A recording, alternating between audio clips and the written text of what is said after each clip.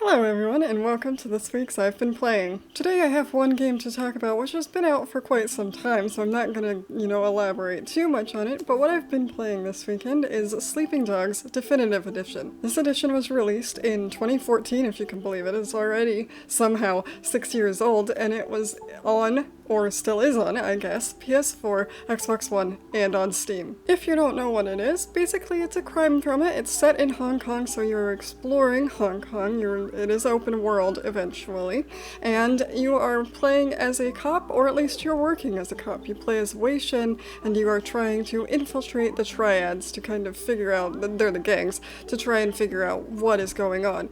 There's a little bit more to that than just that.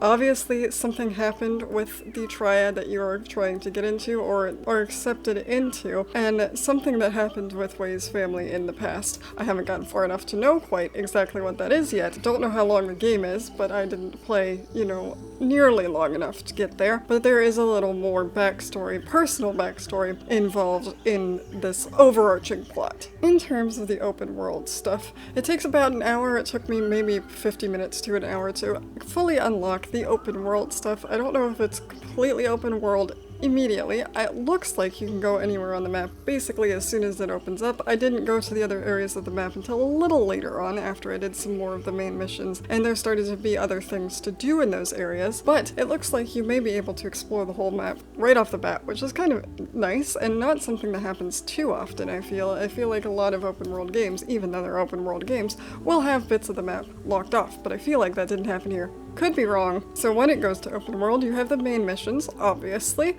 You also have special cases to pick up to work with the police, so there will be special things you have to take care of. So the one I'm working on right now is essentially a racing syndicate. From what I can tell, I only did one race and I wasn't particularly good at it, so I don't know if we'll finish it or continue it at all, but you get into the racing scene and you're doing something in that capacity because there was a murder and you want to solve it, obviously, because you are working with the cops. There are also little sections where you can go to an area. The first thing you do is beat up the people from the gangs that are in that area. Then you hack the camera, so sometimes it's right there. There was one where you had to follow it all the way up a staircase and using the wire, so that's pretty cool. And then you get to the camera and you actually have to hack it, so basically it's a Mastermind. If you know the game Mastermind, the one with the colored pegs, and you have to guess the order they're in. It's in lots of games in many forms, but that's the one I'm most associated with. So you have to do that to hack into the camera.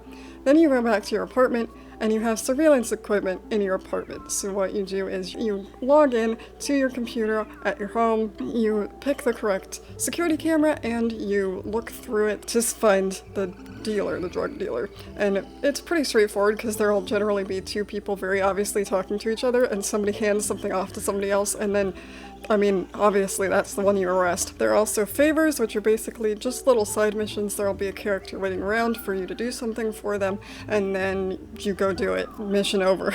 There was one I had to crash somebody's car into a body of water because they wanted the insurance money. There are also a couple of other little things you can do. There was karaoke bit, which was actually part of one of the main missions, but I'm assuming that you open up more karaoke areas and karaoke bars as you play the game, so that was kind of fun, although I kind of wish I could actually sing. I don't know how they would do that, but you just do it on the analog sticks, and you have to match it to where it is on the musical stuff, that's what it's called. But there's that, so as I said, I assume there are more of those. And then there are just other little, what they're called, I think they're just called world events, which are basically just challenges. And the one I found, I die a lot. And we'll get into why that may be the case in just a second. I am having fun with the game. There do still seem to be a few glitches here and there. Nothing game-breaking yet. I saw one it must have been years ago at this point, that was fully game-breaking, like you just could not go into Wei's apartment, I think, or something, and then like the missions just would not happen, so nothing that major. Haven't seen anything that major. Other than that, the controls sometimes feel a bit slow or unresponsive.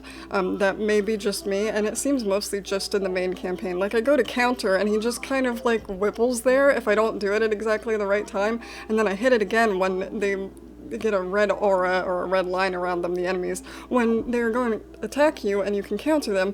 It's kind of like almost Batman Arkham Asylum, and I pressed the button, and I swear I pressed the button, and there was one time I was doing nothing but pressing the counter button, and he wouldn't do anything, and he just died. He got like knifed to death. I'm like, why is there a counter button if it's not going to work when I hit it? So that's a little frustrating at times, but otherwise, like in general, the game is fun. That's just one thing that is consistently kind of throwing me off. Again, it might just be me. Maybe it's just me. Maybe I'm just bad at it. Just a possibility. So because this is Definitive Edition, there are a couple of add-ons. The DLC from the original game, I'm assuming, is what they are. I didn't do too much of either one of them, just in case there are spoilers, main game spoilers. I don't know if there actually are or not, but I didn't want to spoil anything for myself. So there are two of those. The first one is called Year of the Snake. It seems a little more like a standard cop mode, at least you're in a standard cop uniform, and you're handcuffing people a lot more than I have been doing in the main campaign. A lot of the main campaign is beating the shit out of people, but when I played this Year of the Snake mode, at least the little I played of it, as I said, you were in your cop uniform, you were chasing down criminals, you were even collecting evidence, as one of the collectibles in that DLC specifically is evidence, so it feels a little bit more like you're going hard into the cop side of things, and not into the, like, espionage spy part of things. And the second one is called Nightmare in North Point, which, as you can probably tell from the name, is more of a supernatural one. So there are a whole lot of, like, hoppy vampires. I'm assuming they're vampires because there was a little counter at the bottom of my screen for time that I had remained unbitten, so either they're vampires or just they like biting people, which would also be weird, to be fair.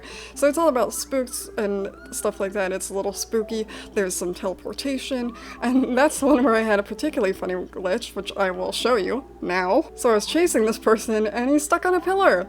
You know, you'd think that I would be able to catch him at that point, because that's what I was trying to do anyway, but the game said no. But it was pretty hilarious, because he was stuck on this pillar for a good long while. Anyway, that's basically all I have to say about Sleeping Dogs. If you want to check out Sleeping Dogs, I will try to put something in the description for you to take a look at. If you have played it before, please let me know. It has been out, as I said, for 6 years or so, so I imagine some of you may have played it already. What do you think of it?